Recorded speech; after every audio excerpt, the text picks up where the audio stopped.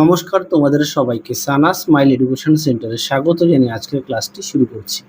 আজকে তোমাদের সঙ্গে আলোচনা করব তোমরা যারা নবম শ্রেণীর দ্বিতীয় পর্যায়ক্রমিক মূল্যায়ন পরীক্ষা দেবে তোমাদের জন্য রায় ও মার্টিন প্রশ্নবিচিত্র থেকে আজকে সমাধান করব নবম শ্রেণীর ভূগোল বিষয়ে মডেল নাম্বার 6 অর্থাৎ 6 নম্বর স্কুলের সমস্ত প্রশ্নের উত্তরের সমাধান করে দেখাবো। চলো দেরি না করে মূল বিষয়ে যাওয়া যাক।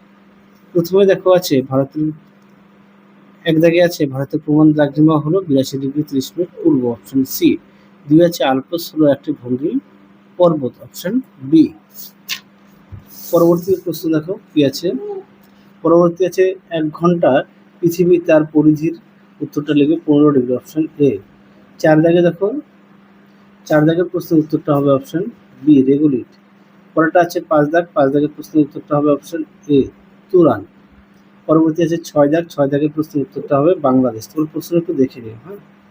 7 দাগ প্রশ্নের উত্তরটা হবে দামোদর, অপশন বি। পরবর্তী দেখো কি আছে, শূন্যস্থান পূরণ। মূল মধ্যরেখা প্রতিবাদ স্থানের দ্রাঘিমা 180°। 2 দাগের প্রশ্নের উত্তরটা হচ্ছে ইলিভিয়েশন। 3 দাগের প্রশ্নের উত্তরটা হবে সিকিম। পরবর্তী দেখো শুদ্ধ অশুদ্ধ কি আছে। 1 দাগেরটা হবে অশুদ্ধ, 2 দাগেরটা হবে অশুদ্ধ।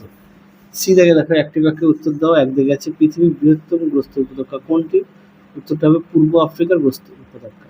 2 আছে জোয়ারের জলে পুষ্ট পশ্চিমবঙ্গের একটি নদীর নাম, উত্তরটা লিখবে মাতলা। 3 দেখো সুমেরু বৃত্তের অক্ষাংশ কত, উত্তরটা লিখবে 66.5°, উত্তর। পরবর্তী প্রশ্ন দেখো কি আছে।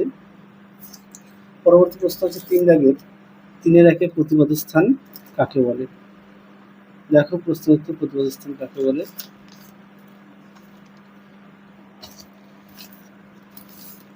দেখো প্রশ্ন উত্তরটা সুন্দর করে দেওয়া আছে, তোমরা অবশ্যই পড়ে নিয়ে লিখবে, আর যদি পারো পাঠ্য বইটা খুঁটিয়ে পড়বে।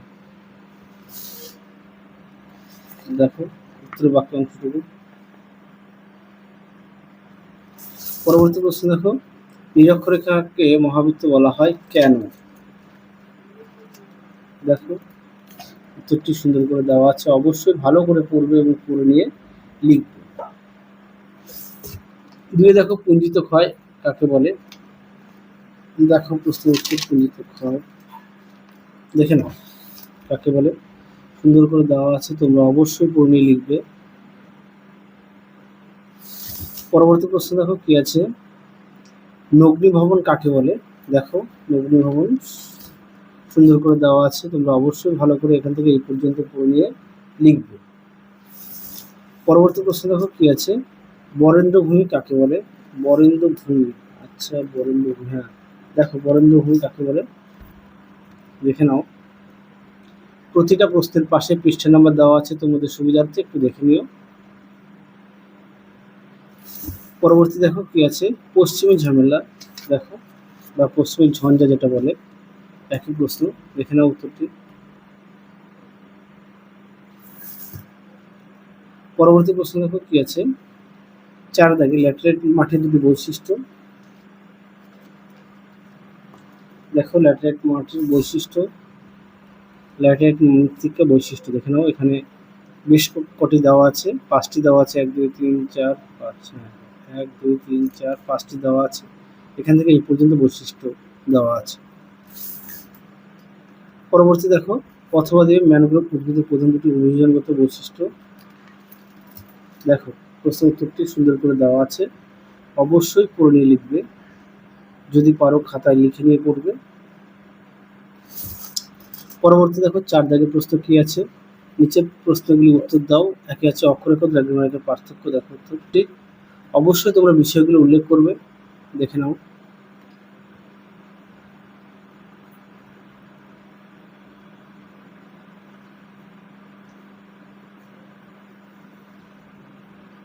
পরবর্তী প্রশ্ন দেখো অথবা দিয়ে যে প্রশ্নটি রয়েছে, প্রশ্নটা দেখো, উত্তরটা তোমাদের লিখে দেওয়া আছে।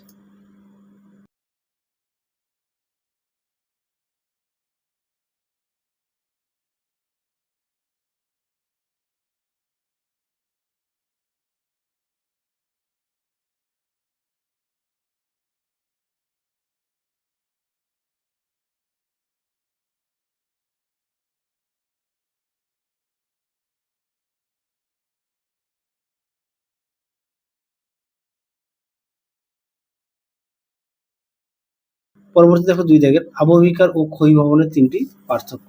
দেখো প্রশ্নের উত্তরটি, আবহবিকার ও ক্ষয়ী ভবনের পার্থক্য।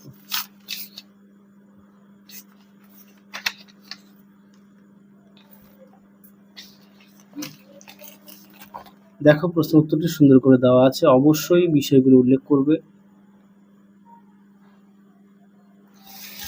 পরবর্তী প্রশ্ন দেখো কি আছে, প্রশান্ত মহাসাগরের আগ্নেয় মেখলা কি? দেখো প্রশ্নের উত্তর, যদি পারো খাতায় লিখে নিয়ে পড়বে। দেখে নাও উত্তরটি সুন্দর করে দেওয়া আছে, তোমরা অবশ্যই খাতায় লিখে নিয়ে পড়বে। উত্তরের বাকি অংশটুকু দেখো, এই পর্যন্ত লিখবে। পরবর্তী প্রশ্ন দেখো 3 দাগের পশ্চিমবঙ্গের পার্বত্য অঞ্চলের নদ নদী ও সুন্দরবন অঞ্চলের নদ নদীর পার্থক্য। দেখাই, এখানে দেখো দেওয়া আছে, হ্যাঁ তোমরা ওটা লিখতে হবে না। দেখো সুন্দর করে দেওয়া আছে, আমি পরে খুঁজে পেলাম, দুঃখিত। দেখো পার্বত্য অঞ্চলের নদ নদী আর সুন্দরবন অঞ্চলের নদী, দেখে নাও, দেখে নাও সুন্দর করে দেওয়া আছে, তোমরা অবশ্যই পড়ে নিয়ে লিখবে আর অবশ্যই বিষয়টা উল্লেখ করবে। আশা করি দেখে নিয়েছো। তাহলে এটা পৃষ্ঠা নম্বরটা হবে 312। পরবর্তী প্রশ্ন দেখো, অথবা দিয়ে পশ্চিমবঙ্গের জলবায়ুর 3টি নিয়ন্ত্রকের বর্ণনা দাও। দেখো প্রশ্ন উত্তরটি সুন্দর করে দেওয়া আছে, তোমরা অবশ্যই পড়ে নিয়ে লিখবে। যেহেতু এখানে 3টে পয়েন্ট বলেছে, আমি সবগুলো দেখাচ্ছি, তোমরা এখান থেকে পড়ে নিয়ে নিজেরা তৈরি করে নিজেরা যে কোনো 3টে লিখবে। পরবর্তী প্রশ্ন দেখো কি আছে,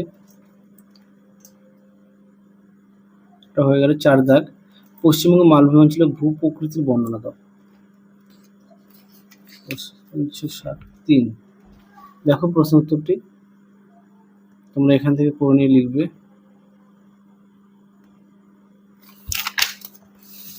দেখো উত্তরের বাকি অংশটুকু দেখে নাও। পরবর্তী প্রশ্ন দেখো, আচ্ছা পশ্চিমবঙ্গের অতিরিক্ত ভৌমজল ব্যবহারের ফলে কি কি সমস্যা সৃষ্টি হয়? দেখো তার উত্তর।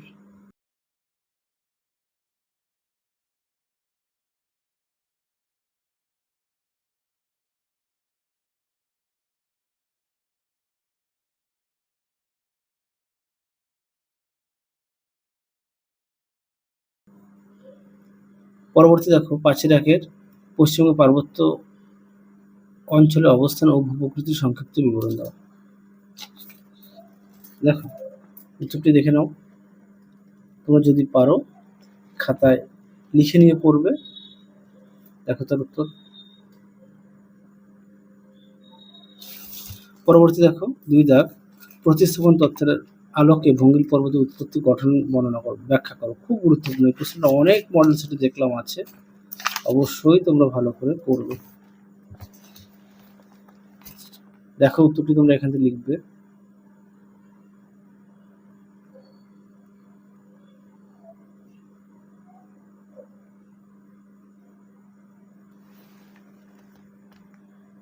দেখো উত্তর।